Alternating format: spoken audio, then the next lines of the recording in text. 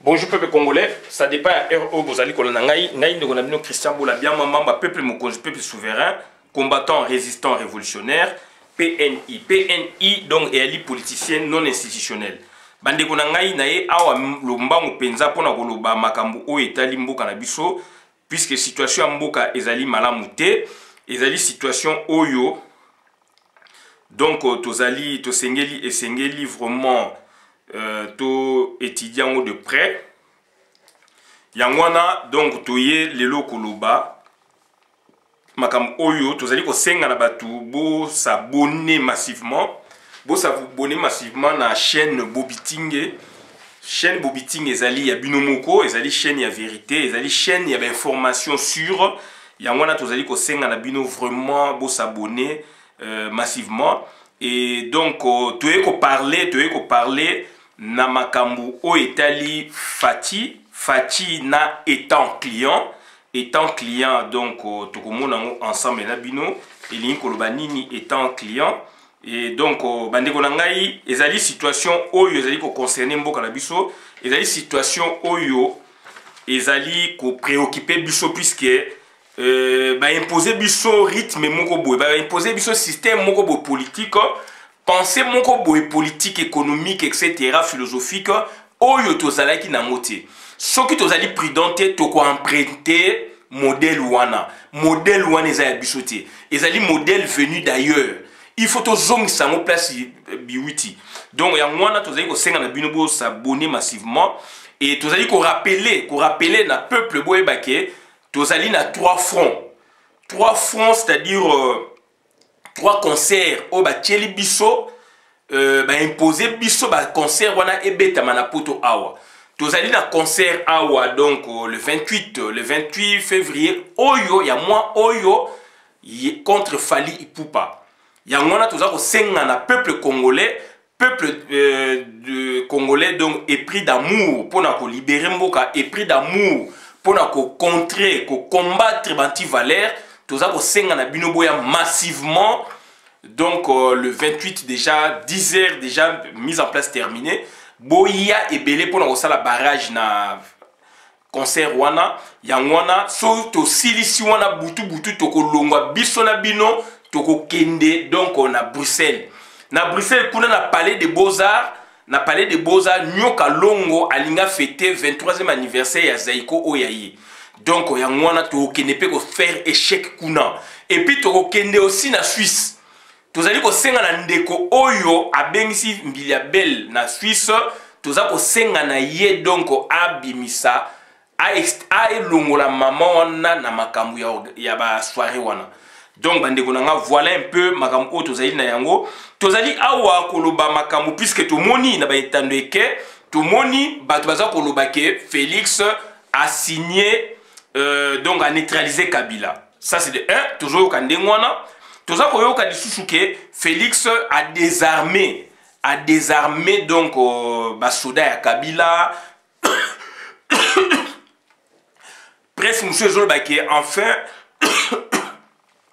Félix donc a désarmé, a réformé boé tokotala yango. Et pourquoi Félix a agi ndengwana leloyo et tokotala yango ensemble na bino yangwana donc bandeko nanga ezali passe mingi ezali mawa mingi ezali situation o toza ko vivre yango ezali toko ko vivre boité puisque Félix azali mutu oyo ba américain en définitive nde bandimaki ye ndenge élection beba ina Congo soki ba américain ba boyaki Félix donc attaque Kabila lobby alinge kozala te mais ba américain boyebi histoire ndenge likaki suite ya deal ya Kabila basalina Félix batie atie na place ya mutu aganyaki Martin Fayulu ba américain balandi volonté ya mboka na bino au Seigneur lobaki cour constitutionnel et confirmé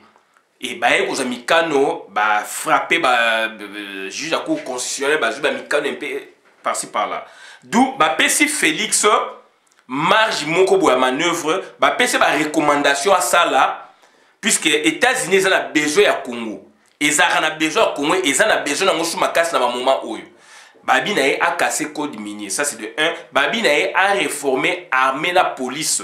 Bango bakoya na expertise. Ti lelo eloko moko et ça la makate.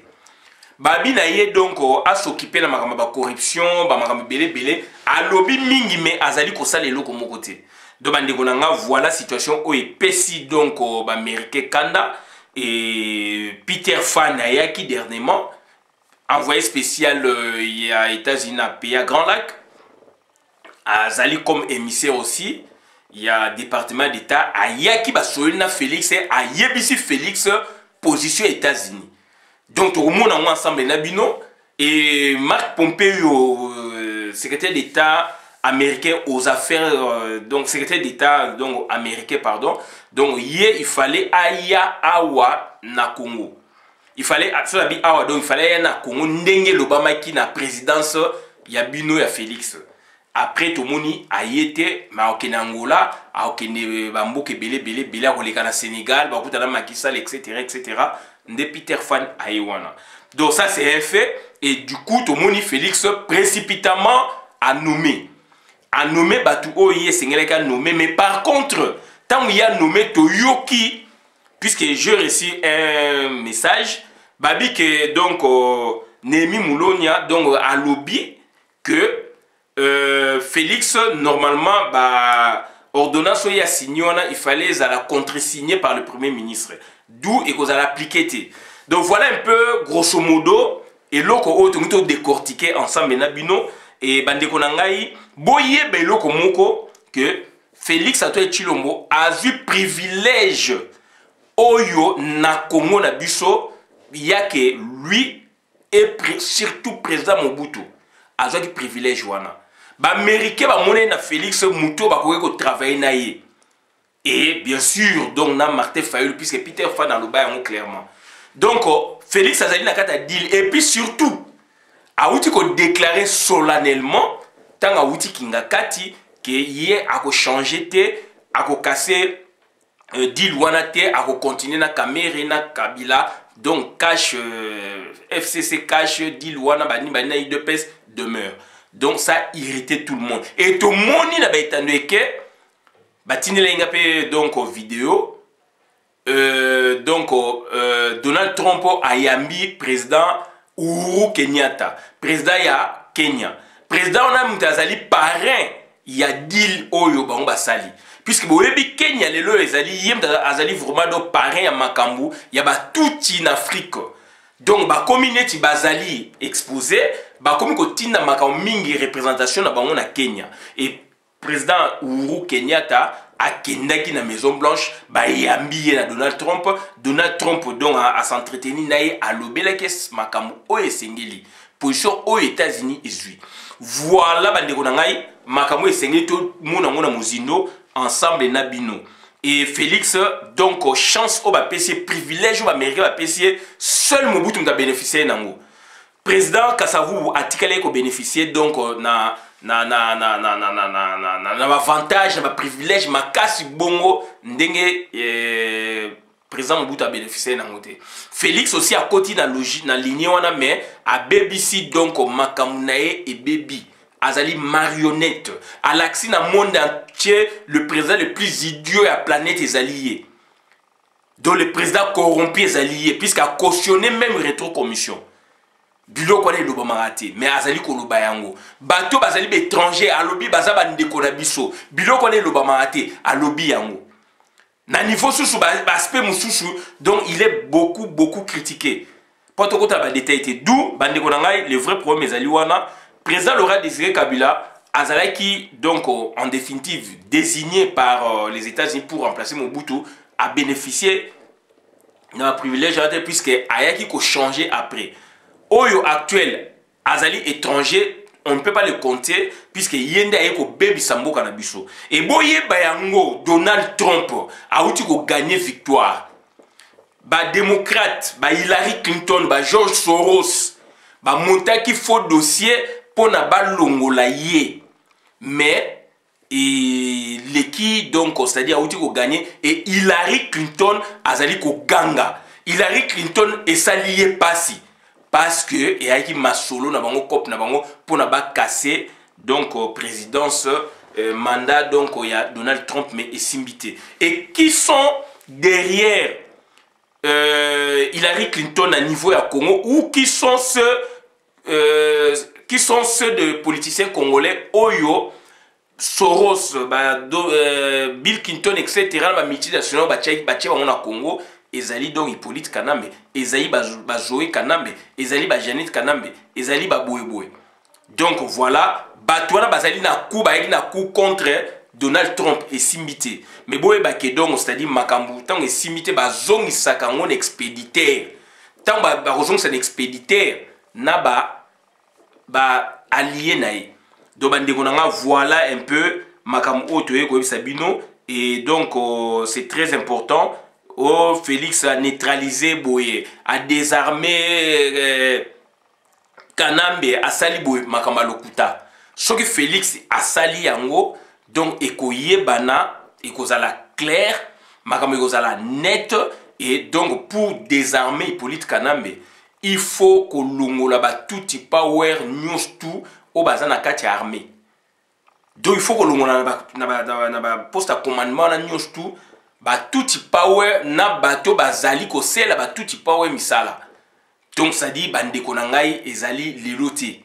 Ezali lelote yango to senga il faut unité zala union zala pona lobby biso nyonso to benga na bato wana. Puisque ba zingi sécurité na biso ba zingi renseignement na biso donc tozali bloqué. Tozali bloqué à cause donc il y a Félix Antoine Tshilombo. Il y a un sujet de Zali Boué, RDC de Fatih, état client, nomination et réforme égale arrangisme. État client globani. Puisque Congo a dit état client. État client, état oyo, et ça mingi donc na époque romaine et puis donc France pe à Salakiango, époque moderne aussi, on voit pays mingi. Comme ça, pays moussous, état client, il y a Allemagne nazie. Allemagne nazie, et comme ça, France état client. Et ça dit état au bango créé, sujet bango, sali boue. Donc ça dit bilokwana et salamaki, na histoire récente, lointaine, il y a monde, et puis il y a donc Paul Kagame, sali na Congo. Biso to komi état client, il y a Rwanda, Burundi, Ouganda. Voilà donc, tu remets comment la définition. État client est un État autonome qui est le vassal économique, politique ou militaire d'un autre État plus puissant que lui dans les affaires internationales. Moins puissant dans les affaires internationales que son suzerain. L'État client, lui est économiquement, politiquement ou militairement subordonné. Donc, État client, un État client, c'est un État autonome, donc qui est le vassal. Vassal, donc, c'est-à-dire groupe ou personne dépendant des nôtres. Donc, c'est-à-dire, basal bateau inférieur. Aux autres dépendent d'un tout monde plus supérieur, plus puissant. Et plus puissant, plus supérieur, c'est le suzerain. Donc, Congo est le cas donc Rwanda est le cas donc féodalité.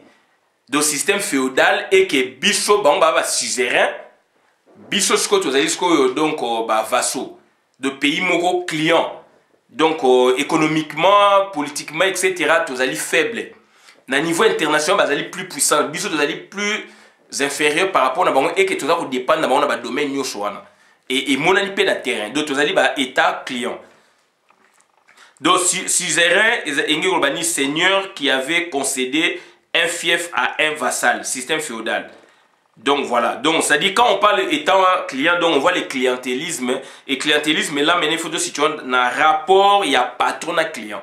Donc Rwanda, Paul Kagame a le quoi patron, Félix Azaï le quoi client. Donc, c'est-à-dire, Bandekonangai étant client, donc il y a Congo, il y a Mwana, il y a Félix Antoine Tshilombo. Et voilà donc, pourquoi état client? Pourquoi tu as commis état client? Tu as commis état client parce que biso to lingi mbongo. Biso to lingi makama minene, to lingi que donc tozala malamu tolingi donc tolingi souffrance te tolingi travail te en quelque sorte. D'où Félix Antoine Tshilombo oleke à comprendre que mboka na biso ezali na ba objectif nango eza na mission moko boye en Afrique et puis na monde et puis il faut développer na biso mona ba congolais so biso to komi développer de ba pays mingi Afrique pe e ko fungwama non ya kei comité ka ake comité ka d'où mbala moko donc c'est-à-dire et comme rapport moko ya faiblesse vis-à-vis na biso boza ko mona Félix bato misu ezali bandé ba nini Félix aza na pouvoir et l'Obama ki boyo kiango na ba politicien oyo bino bobangaka na ba politicien oyo bino bozoye komona bango batu baza ko lobaki Félix alongoli Kabila to ça ba vieux to bi Félix atikeli kolonga Kabila te Kabila pe apesa i candidature te donc déjà ba politicien bino bomona ka bango danger soki ndenge nini baza nanu ko comprendre les problématiques te puisque nini motema duku le koso alinga za pouvoir yango azose la Félix azose la pe Kabila ezoye banate aza côté Félix côté Kabila ezoye banate nde alingi ko kosa yo peuple heureusement internet ebima heureusement donc ba chaîne à télévision ils allient partout au sali vidéo to ko sala vidéo donc argument contre argument d'où batu wana sko ba beni mikila na bango ba komi ko bima na ndenge ebele. Comment on a vu ça comme ça, état client, na période il y a Hippolyte Kana, mais on pouvait dire ça, mais pas trop. Tu vois qu'on ne pas trop, puisque Hippolyte Kana, mais Azali étranger, Azali Ndekoya, donc il y a Paul Kagame. Mais ce qu'on a dit, c'est que Congolais Ndekonabino, donc plus faible, comme que Makambu, Azali a solo, que Azana pouvoir, to Sungaye, Azana pouvoir mon côté. Yangwane Sengele tout le bayango boye bayango vraiment. Donc pourquoi état client? Donc parce que tu as dit le cours puisque tu as dit la vision T. Tu as dit la vision T, ba politicien mingi wana de 60 jusqu'à nos jours, ba gangi ba yena ba philosophie politique et belé finalité nango kao o toza nango. Finalité nango ba teki mboka. Donc yangwana donc bandeko na ngai ezali bongo. Mais Félix a nommé pourquoi? Félix a nommé, a révoqué, a nommé. Est-ce que Félix a révoqué? Est-ce que Félix a nommé? Voilà la question que s'est posée. Na l'icolo de Tolobiango, il a nommé directeur et cabinet à Kala. Il y a Hippolyte Kana, mais à l'équipe na RFI pour a contredire. Donc c'est vous dire que Batouana Bazali ko travailler. En temps normal, prédécesseur Azani Loko Kolobati. Est-ce que tu dois se comprendre? En temps normal, prédécesseur Azan et Loko Kolobati. Puisque au gagné l'élection, aux la majorité ou pas, mais yonem tozali patron ya république. Mais Félix a lobby boye a ka lobby. Félix a pesi jeep bango baye ko pesa jeep lisusu et pas ya cardinal bino le koso. Donc a comme il y a deux jeeps. Si vous retourne nana zo ko diriger Congo, mais tu pesa bino ja ba réponse bandakala. Mais bozali komona neti bozali komona te bandeko na ngai. Nana zali ko diriger et comme le roi deux serpents deux mbanda na kata meto. Donc deux mbanda na kata ndaku mbaza na mobali moko. Donc moi si boya sali boye, mususu ya sali boye pona mobala lingaye, pona mobala lingaye. Donc souka nango ya catastrophique. Donc bandeko na nga c'est ce qui se passe au Congo aujourd'hui. Félix Obino bengi président normal, légal, président Oyoke, soi-disant Bino Bogoloba, Azaïki élu, Soka Sali Boye, tu as comme on a Mbandanae Moko Abimi Kuna à lobby le contraire. Mbandanae Zali Martin Fayuluté. Na contexte où tu as besoin Martin Fayuluté. Mbandanae, est-ce que comme Nani, prédécesseur, Moutou, créateur Nae. Moutou a créé qui?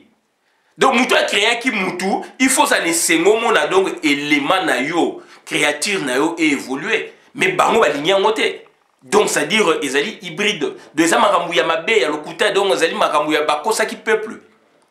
Bakosa ki peuple puisque ba ligne ki batika na pouvoir et que grande puissance États-Unis et telemaki na colère wana ba bimisi Félix malgré bango ba lobisco bakola ki sabatu na terrain. Ndeko na ba za ko faire souffrir kaka Félix té. Félix Azali bien azama millions, azama milliards, azako sala GIA ba faire souffrir était, bazako faire souffrir le peuple congolais, bazako demander développement ya Congo. Ndenge ba bomengo il y a 23 ans les loyo. 22 ans plus une année où Félix a commis Tomoni et l'autre, puisque Félix a allé dans le coup. Il fait du cynisme politique. Vrai comme il faut, comme il vrai, Azana Kata Masolo, Azosa théâtre na bango, Azali ko jouer kaka rôle bapesi. Bandekonangai c'est toujours se comprendre. Donc voilà un peu Bandekonangai, donc a nommé magistrat boy, a nommé Lokuta. Donc ce qu'a nommé, pourquoi nommer? Quand est-ce qu'a nommé? Comment à s'employer pour nommer? Trois questions bah philosophe bah se posaka, yango toza ko kota mo sikoyo. Donc Bandekonangai c'est très important. Quand est-ce que Fati a nommé? Ah, donc refus. Donc Fati a nommé parce qu'il y a eu refus. Il y a arrivé à Marc Pompeo. Donc il y a eu mauvais signe puisqu'il y a rassuré qui batouke Marc Pompeo a koya ndenge azalaka ambassadeur agent commercial na yé amer donc Pompeo donc secrétaire d'État il a le bien koya puisque amer agent commercial na yé ambassadeur donc agent commercial na yé a sali publicité à lié de propagande pour naïe et simbi et que Pompeo a koya. Imaginez-vous Pompeo soki ayaki na Congo. Ndeko nanga enge kosuka ndenge nini na esprit ya ye Félix na esprit ya batu oyo bazali kokumisa ye alors ndeko azali na kata libulu. Balinga ko ganga. Mais et sali que donc Marc Pompeo donc, je pense, comme donc, Tolbaga Pompeo, donc, secrétaire d'État américain, a y été. Prenons les mêmes sources, Nabosani. Donc, secrétaire d'État américain a y été, mais à la place de Moni, donc, Peter Fan. Peter Fan n'est qu'un envoyé spécial, il y avait États-Unis dans un pays à Grand Lac. A y été, a même message fort. A y est, boye, bisonabino, c'est fini. Surtout na yo na mutuna boko bozali kokende décision c'est quoi parce que tu pèses yo temps tu pèses privilège mais ozali ko comprendre était au boy tu as refusé de le faire et qu'est-ce que nous on va faire encore on le bien clairement partout quand tu passes dans le monde oza ko rassurer batuke oko déboulonner il y aura réforme il y aura ceci cela. Mais si vous avez un mboka na yo, oza koloba makambo mususu. Et puis au pays kokutana na Joseph Kabila. Est-ce que esengele ba kutana Joseph Kabila? En temps normal. Donc à kutana Joseph en temps normal président sortant, ce qui a sa manœuvre bon président en exercice a ko finir yé, a ko kangisa kaye. Bandeko na ngai bino boko ta Félix, est-ce que vous allez comprendre ou vous refusez de comprendre? Donc voilà bandeko na ngai, donc ça dire Félix a nommé ba magistrat en camp. Donc a nommé bango parce que Marc Pompeo a boykoya donc Peter Fanaye a memé les messages et puis na niveau ya Maison Blanche ba yambi paré na bango Jomo Kenyatta a bengi bango a yebisi bango ke awa masole sili puisque donc dépasser ba limite. Donc bandeko na ngai ezali mawa mingi paré a dile ba yebisi. Donc au monde Amérique na yebisa ki bino ba ko tia Martin Fayulu ba zong sa makambala moko États-Unis nge komona éclairage na makama Congo te par rapport à l'occupation. On en souffre bien sûr. Martin Fayulu aussi en souffre pour le pays. Nous aussi on en souffre même ba sali bongo pona ko silisa tuti power. Mayele ya tuti power isili.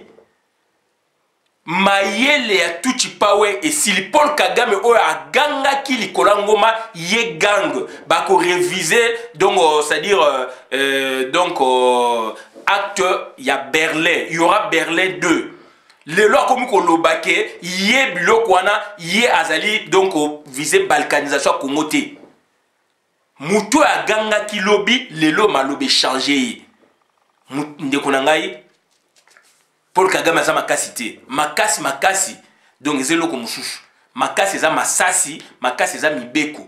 Et mibeko international ko kwela ye Paul Kagame. Et le loi comme ko banga, Museveni comme ko banga. Kabila comme ko banga. Et na lo Félix aussi à côté na buzo banaye parce que azali impuissant parce que azali donc on a pouvoir te. Alingaki azala wana puisque afuta ba facture oyo papa na ye ba nyongo tika. Donc ayi ba mbongo afuta ba nyongo, c'est tout. Donc bandeko na nga tout ça ko ça makambo ezali très important. So quoi bisoté bo ça ba recherche beaucoup mona makambo to koloba. Donc bandeko na nga c'est très important. Et donc à nommer nani batu mingi ya nommer ezali batu ya oyo bazala ki liboso o ba bebisa ki pe mboka. On a eu la liste to moni yango. Donc à nommer nani donc batu kaka ya kala wana azongsi bango. Est-ce que bazali ko senga na ye nomination be ba réforme? Pourquoi aviser ministère de la justice? Est-ce que c'est le ministère où est ba nommé batu ba réformer et ça la justice? Ministère de Finances et Économie par exemple. Gouverneur à banque par exemple.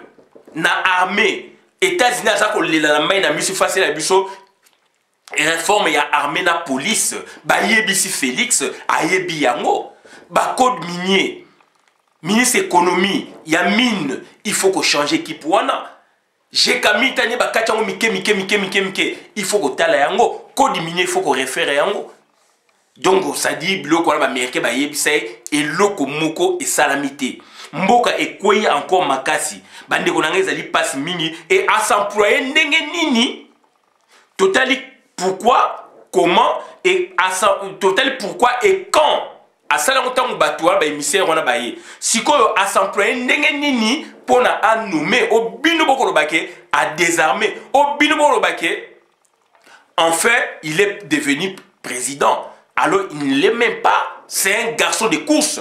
Donc, rapidement, comment à s'employer pour nommer Batouana? Rappel général, tout ça, nous rappel général, donc, à l'objet bien, déclaration à Souka, à l'objet bien, à cause se séparer na qualité, à cause se séparer na vital qu'a mérité. À l'objet net, clairement, après ça, Bino ba réponse. Donc, à se séparer na cash FCCT, une de PST, à se séparer na Batouanate. Le lot base na soit disant base na et comme qu'on gagne à par-ci par-là. Donc, bande konanga, ils allaient mawa mingi. Donc, yango moni a nommé en catastrophe. Donc, ils allaient mawa mingi. Nous tous allaient préparer. Tant bakenagi kuna. Donc, bazali ko tala ba américain na loupe. Bangom balé donc, bazali ba complice et complaisant. Bon, qu'est-ce qu'ils disent? Ah oui, mais ils me font la pression, tout ça. On a Félix qui dit à Kanambe. Ok, bon, n'allons pas rapidement. On va voir les réactions. S'ils réagissent, nous aussi, on va bouger tout petit peu. D'où, tant que les États-Unis est manifesté, Bangosko va bouger. Donc, Félix a dit complice et complaisant. Na Hippolyte quand même, na tout y power. Tant batona ba yeba lobelier paf malamogo a supplié pas Hippolyte quand même nde ba yokana na dit na ba OK précieux amakasi quand même il faut libérer tout ça la semblant moko boyer net ya nomination et puis sanga image a bien mais Hippolyte quand même alinga quitté mais jusqu'à la dernière minute ba sali sénégal pe ba boya mo le chouchou puisque Hippolyte Kanambe akokufa mokolo moko na Félix Tshilombo. Hippolyte Kanambe akokufa mokolo moko na Félix Tshilombo. Il faut que on a mutu. Do Fati akokufa donc on a Kabila mokolo moko. Do bande konanga donc bloko ya sengel to ba yango to comprendre ezali passe mingi do ba sala ki consciable na bango ba étudier attitude américain so ba bouger biso on bouge. Nous on fait ceci, on fait cela. Mais dans l'entretien, donc il y a arrangisme, il n'y a pas eu vrai transfert à pouvoir. Donc donc Kabila Zaline autoriser Félix fait la demande pour na bomo na moi ba symbolique wana ke a nommé et directeur à cabinet Kala Félix il y a Kabila Alobi, il fallait à contresigner, ordonner à contresigner donc en amont par le Premier ministre. Ndekonangai, bah évoquer sur l'article 82, bon il faut revoir tout ça. Donc Ndekonangai, est-ce que Biloko est normal dans un pays qui se respecte? Comment comme Biloko a aventure? Mobutu Azaïki Mabe, oui, mais c'était pas comme ça. Donc t'as le niveau Mboka Ekweyi. Botala niveau Mboka Ekweyi. Ndekonangai, ata okumisa yé Azali Muninga na yo, camarade na yo, ata Ndekono Makila. ya munokopé. Est-ce que ndeko na ngai faut tout marcher ndengwana? Bon moi te mboka ekweyi ma ekweyi. Bandeko na ngai zali passe mingi, mitu na biso sala quand même. Tozonga quand même batou. Un pays, un grand pays au cœur de l'Afrique avec tant de gisements qu'il regorge doit se retrouver donc dans cet état-là. Donc, on va bien balbutiement. Donc, ça dit, moi, donc, c'est ce que le Congo maintenant, ils allaient vivre. Est-ce que Bissot, 60 ans après, il fallait vivre situation où? Voilà, ndekonangai, situation auto commune yango. Tant ndekwaza na bokonzi, ezala même na famille. Yaya tanga zali place wana, papa tanga zali place wana, yona no comité ko critiquer te. Lem soupe ko komaka te. O yozo ko loba ndeko na ngeza théorie, tango okoma na pratique, okomona masolo mususu. Accompagner ndeko, pese maboko, atomo la famille, puisque azali papa, azali yaya na yo, azali noko na bino, bo poussaye liboso ke bo combattre ye. Puisque tant bo combattre ye, yozo la que azali meilleur. Même na musala to mona ngope awa. Ngana yeda chef mo camerounais. Adjoint na ye donc haïtien. Haïtien à combattre camerounais, camerounais à Longwe. Batia haïtien mais catastrophique. Jusqu'à ce que Mindele ba Longola haïtien ko Longola. Mais camerounais il fut un grand bosseur. Donc il faut qu'on accompagne Moutou na tacho ya zanango ko memaye na solution donc na victoire. Puisque victoire, on est allé payer à Yé. Les papas Tshisekedi ont combattu Mobutu sauvagement. Et bah, légué Bissonini, KO. Alors qu'ils pouvaient bien accompagner Mobutu. Beaucoup contredit Ngaï, beaucoup l'obanga pena l'obango, que Yéna Mobutu, bah, ça qui bah, jeu, oui.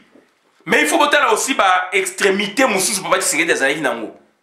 Donc, quelque part, on peut se poser des questions, des belles questions. Donc, il a combattu aussi Mobutu. Et Bandekonanga, il a combattu Mobutu. Va promettre biso démocratie. Démocratie en Congo, au Félix Azosal. Démocratie en Congo, il y a outil na IDPS, a outil na Ndaku Ewana, a outil donc a secrétaire général, il y a IDPS extérieur, et puis secrétaire général adjoint à parti, sous son père. Voilà idéologie, militantisme idéologique, comme il biso, ou détruit Mboka. C'est très important puisque il y a un triangle d'arrangisme, triangle asymétrique. C'est-à-dire Félix Azali Awa, Kabila Azali Awa, États-Unis Azali Awa, ou Marc Pompeo, donc au secrétaire d'État américain Azali Awa. Donc Félix a une relation na Kabila, Kabila a une relation na Félix. Félix a une relation na États-Unis par le secrétariat d'État. Le secrétariat d'État a une relation à Félix. Mais par contre, le secrétariat d'État ignore Kabila. Kabila aussi ne peut pas les approcher parce que Aoué va approcher les États-Unis puisque Aza sous la pouvoir. Ce n'est pas lui l'acteur principal. D'où maintenant il y a une sorte de relation asymétrique. Donc, oyo azoswana oyo, oyo azoswana oyo, oyo azoswana oyo, ezako mais côté oyo, ezali coupé. D'où le vrai dangereux c'est Félix Antoine Tshilombo. Le vrai dangereux, moi ça nous met de Félix Antoine Tshilombo. Puisque azali côté oyo, azako tchalito et bazo tchalito et côté oyo, bazo tchalito et côté oyo, donc c'est quoi yé na motema na ye ayebi alingi nani. C'est comme une femme prostituée. Donc, le plus offrant. Le plus offrant pour les États-Unis, le plus offrant pour les Hippolyte Kana, et puis ça a commissionné na bokonzi déjà. Apprécié oye sengela qui a joie, mais yon de kozo monake Félix il fallait jouer totalement. Mais pour le Félix niveau d'aspiration les aïe il coloté. Lui il a visé être par exemple premier ministre. Il a visé de devenir par exemple premier ministre ou ministre. Alors comme c'est président de la République. Donc, on peut peut-être privilège à ministre. Donc, pour naïe, donc ça lui va. Puisqu'il n'a pas visé, n'est-ce pas, la présidence de la République. Son niveau d'aspiration était tellement bas que, donc, si vous lui donnez, donc, par exemple, le secrétariat d'État, un ministère, par exemple, ça lui va. Raison pour laquelle, oyo fait ba PCA, ba yebi ki y a na loko sa pouvoir, ba commissaire entre guillemets président de la République virtuellement, mais en réalité, donc c'est un ministre comme tous les autres ministres.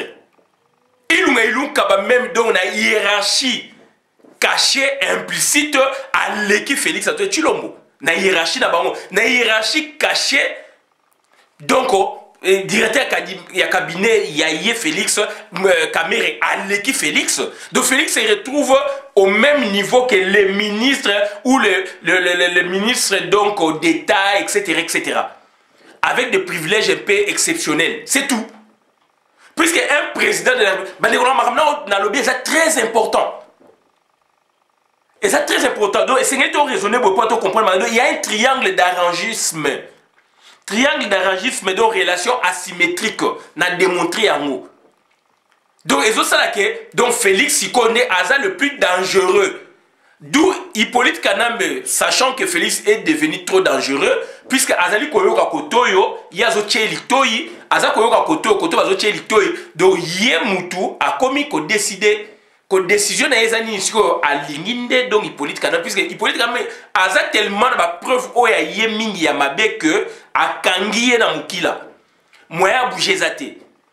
Donc, États-Unis, si pour na yesko que Félix fasse ça la moussala, bon, ba lingi pour la République et Tambola. Yé Félix aligné en gros, mais donc moyen té. Torolba donc aligné en côté. Donc, en gros, ni Félix, donc Kabila tanga au Koufa na Félix. Donc, ça se passe comme ça. Donc, c'est très important. Donc, Félix donc Azali ko senga autorisation pour la sa makamyosu et pas Kabila. Or, en temps normal, Ezali ego salamate. Donc, voilà makamoto yega koloba. Félix a désarmé. Pourquoi pas réformer? Et donc, on va réforme. Azali wanate et ba réforme et ça m'a appelé bongoté. Qu'on nomme n'est pas nommé, Ezali peut donc Ezali vraiment entaché na bêtise et belé. Ezali entaché donc na précipitation parce que donc à moni ba yebisi à bangi à comprendre ce que tout n'est ce que zongi moi juste ba ajuster en gros ba réajuster à comprendre que na courir danger. Et bon, que Félix lobby a kufa mokolo moko na Kabila. Bako kangaka ye na Kabila. Donc ça dit complicité donc et dépasser ma borne donc voilà. Donc bandekonanga ezali passe mingi et qu'est-ce que nous devons attendre des États-Unis? Et là on est sengel bisoto aux États-Unis par rapport à la situation où. Question c'est que tout se pose en wana et biso siko qu'est-ce que nous devons faire pour notre pays au regard il y a comportement Félix, au regard il y a scénario bazo sala na Hippolyte Kanambe pour bazo bombater et comme polele ezali mutu oyo abimana mutu oyo bawanga na kabalingi e banate me ebimi libanda donc zemi a moi si na bakakenda ka liboso ezonga ka simate donc vérité na bango ngwana qu'est-ce que nous attendons nous Congolais pour na que to éradiquer makamwana. Voilà, ça c'est un travail. Il faut que les senga unité d'abord. Les autres senga donc conjuguer before et les autres senga il faut que bengana batouana dans la voie nyoso. Article 64 balobaka donc ça dit ezali article o esengi to appliquer ango na lo lenge nyoso. S'il faut que code sa minduki tozali na branche, s'il faut to la branche armée. Donc, bandeko so boza na branche armée et c'est une quoi appliquer en gros. Et c'est une quoi bengala bato na minduki puisque muta munduki ayo gara minduki. Muta munduki ayo gara minduki. S'il faut qu'on kende ko solo là, mais ko solo là sincèrement, wane ali donc ils avaient aussi proposition, il y a bactères non armés, bactères civils na obenga. Leur proposition ils ma bête mais total la proposition nini oyo ekoki ko mema Congo na libiki. Puisque mingi ils appellent accompagnement. Mingi pe na katu ils accompagnement. Donc à part la solution à politiciens civils et sengel ba politiciens oyo bazali na aspiration militaire, ce qui ba moyen zali donc ba sala action militaire. Donc ça dit rébellion ou révolution. Solution à ba congolais zali rébellion ou révolution ou donc conférence ndenge ezali ou table ronde ndenge ezali koza proposer. Voilà bandeko nanga makambo na ega website bino na suki awa bola vidéo malam na compte la communauté. Ngai Christian Bola bien maman ba peuple mon cause peuple souverain, combattant résistant révolutionnaire PNI. PNI est un livre d'un politicien non institutionnel. Tozali na étant client ezali Congo na biso ezali ko dépendre ezali lelo na sala ngo. Ezali portion ya Rwanda mais le petit Rwanda. Donc ezali ba leçon imagée, ezali donc virtualité, biloko esalama na antiquité, biloko esalama na poto. Donc na poto biloko na esalama partout, bande konanga d'autres ezali ko subir donc état donc client. État client to expliquer bino et exemple donc état client donc est un état autonome qui est le vassal économique, politique ou militaire de notre état plus puissant que lui dans les affaires internationales, moins puissant dans les affaires internationales que son suzerain. L'état client lui est économiquement, politiquement ou militairement subordonné. Donc c'est-à-dire économiquement tozali nassé puisque suzerain donc bateau baza supérieur na biso ba kolo pouvoir politique o ba créer wana ba incruster ngo na mboka na biso ezali Paul Kagame ezali Burundi ezali Rwanda bango nde ba suzerain ba pesi portion moi mabele do na domestique na moins qu'inférieur na bango pour na diriger parti moko boye Félix Antoine Tshilombo. D'où économie na biso politique na biso armée na biso ezali na scène na oya bango à tous les niveaux national et international. Et à niveau international même botal ba intervention il y a Félix il parle de n'importe quoi. Mais Kagame, quand il va à l'international, il parle du sérieux, il y a développement Mboka na bango. Il parle du sérieux de la zone. Yori Museveni pareil. Puis ce sont des consignes et pesami na kati wana, Félix Akoyi Koloba, rien. Hippolyte Kagame, n'en parlons même pas. Il y a à bouche de mutisme politique. Donc ça dit il y a une stratégie pour assujetter Congo. Donc exemple d'état client, France avec le gouvernement de Vichy. Un état client de l'Allemagne nazie jusqu'en 1942 comme la République slovaque ou l'état indépendant de Croatie. La République romaine a créé de très nombreux états clients qui ont ensuite été absorbés par l'Empire. La Corée a été un état client de l'Empire mongol au XIIIe siècle et du Japon au début du XXe siècle. Donc voilà bandeko na ngai makam oto yaka koyebisa bino ngwana. Donc Congo na biso ezali état client ya Rwanda, Burundi, Uganda. Ya ba tuti power. Donc tozali état client na bango donc tozali loko moko ko sala te. Il faut to renverser situation wana ou to casser mythe wana pour na to bima to zala état indépendant. Donc on a yaka koyebisa bino ngwana pas autonome mais indépendant puisque autonomie aussi on sous-entend donc il y a donc un pouvoir quelque part qui vous donne cette autonomie. Mais nous voudrions, n'est-ce pas, donc l'indépendance, la décolonisation.